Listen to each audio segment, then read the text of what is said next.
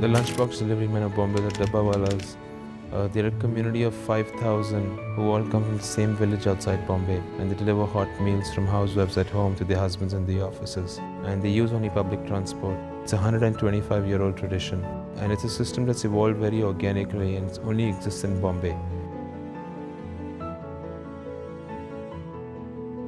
So I got very interested in them a few years ago, and I was trying to find a personal story from among them to make a documentary. So I had embedded myself with them for a few weeks, and in that process we became friends. And then they started telling me little things about, every housewife we would go pick up the lunch boxes from. They would tell me like, oh, she takes too long because she tries something new every day. Just little things like that. So I abandoned the documentary along the way and I started writing this.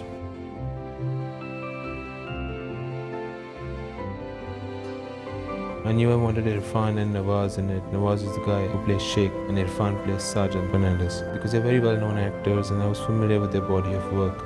And we sent them the script through the producers, and then they agreed pretty much instantly. They were very excited about the project. They read the script, they met me once, and then they were on board. And Nimrat, who plays Ela, we found her through sort of a long casting process. It was about 4 to 6 months to find the right person, but I'm very glad we found her.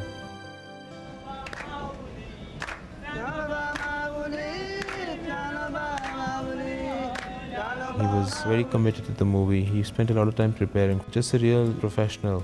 He brings himself to the part. That's a real gift, because he would tell me things about how he's finding his way into it. Like the part reminded him of his uncle, and so I would write things into the script that he would tell me to bring it closer to him. So it was a very organic collaboration.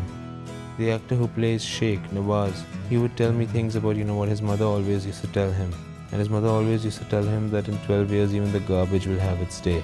And I found that very interesting, and I started thinking about what Sheikh's mother would tell him if she existed. And then I came up with what you see in the movie, what he says about the wrong train to the right station. I think whenever you collaborate with a great actor and then they are trying to make it personal, and if you try to bring it closer to them as they are trying to get into it, you can only enrich the material.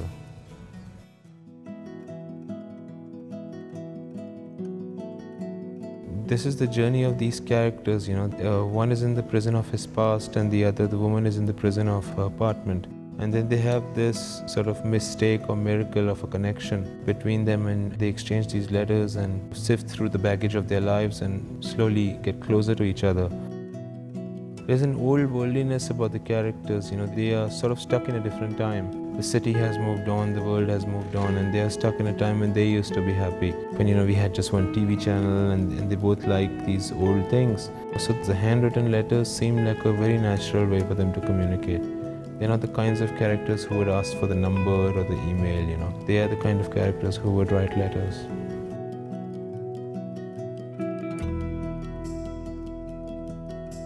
I think the food is also, aside from the letters, the other way they communicate is through the food. In the beginning of the film, she makes things which are very complex and have a lot of steps and a lot of ingredients because she needs to lose herself in something. As the story progresses and they get closer, the food becomes simpler. It's still good, but it's just easier to cook because now the relationship has become deeper. I think that both the food and the letters are just two mediums of communication between them, It's what we had in terms of a medium of communication.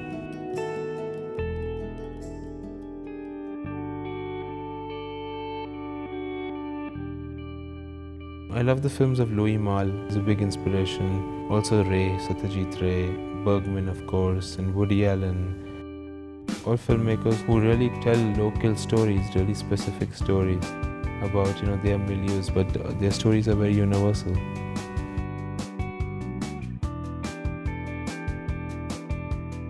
It's tremendous that it's a great gift, that experience.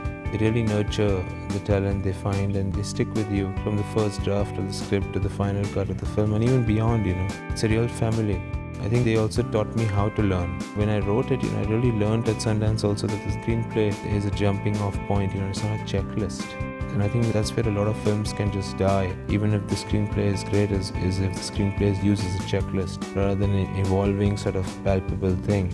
I felt it, in my bones while I was there, and then I never forgot that lesson. And it served me well while making the Lunchbox.